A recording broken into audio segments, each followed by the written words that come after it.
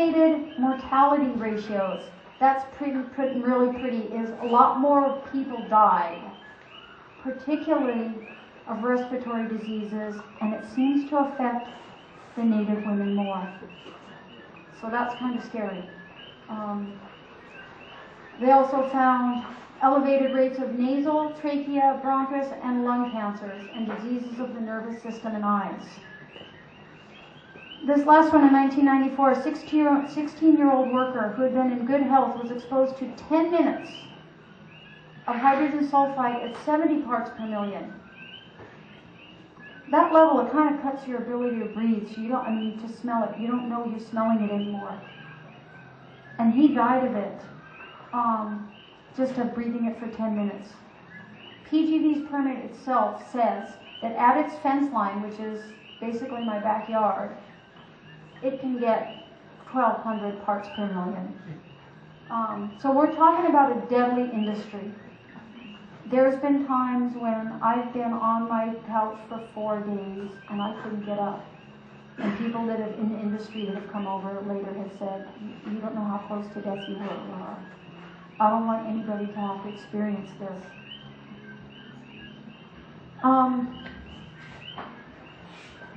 In 1987, the women around PGV, there was a small study, just amongst us, just meeting and taking notes. We're noticing that a lot of women are having problems with irregular menses, heavy cramping, premenstrual stress syndrome, uterine cysts. Now this was done in 1987.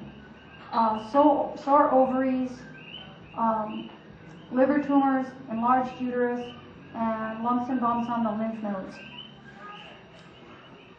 When we put this together, this is the only data we had, and we did this PowerPoint in Pahoa on Tuesday for the County Council. There were so many women that came up that told about uterine problems, and we're talking young women in their 20s. I've never even met these women.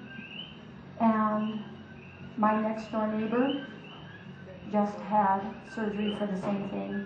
My neighbor 2 doors down just came from Waimea Hospital today for these issues. Please talk to me afterwards. Any women, we want to kind of get together and see what's going on and do a health survey to see, this looks like it's worse than we even realized. This is a letter, it was from Andy Levin in 1993. We had been telling him we're noticing women problems, and he wrote to the Department of Health saying we need a health study.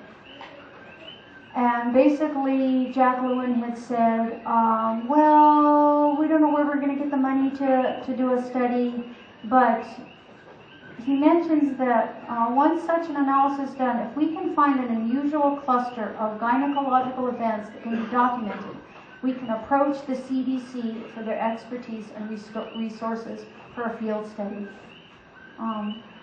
That's a serious study we need to do right now, so anybody that can help, please see me afterwards. I have a sign-up sheet.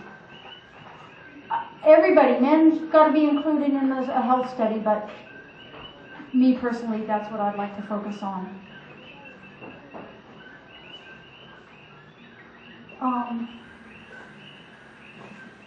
I'm trying to see what this one is. Oh, the air monitors. Again, PGV is going to tell you it's perfectly safe. We haven't violated our permit. H2S is, we're at safe levels. And like Bob told you, it was with Pele Defense Fund and the community. There, the county and state didn't even have H2S rules. PGV was allowed to do anything to us. So we got to work together. Go back. Okay.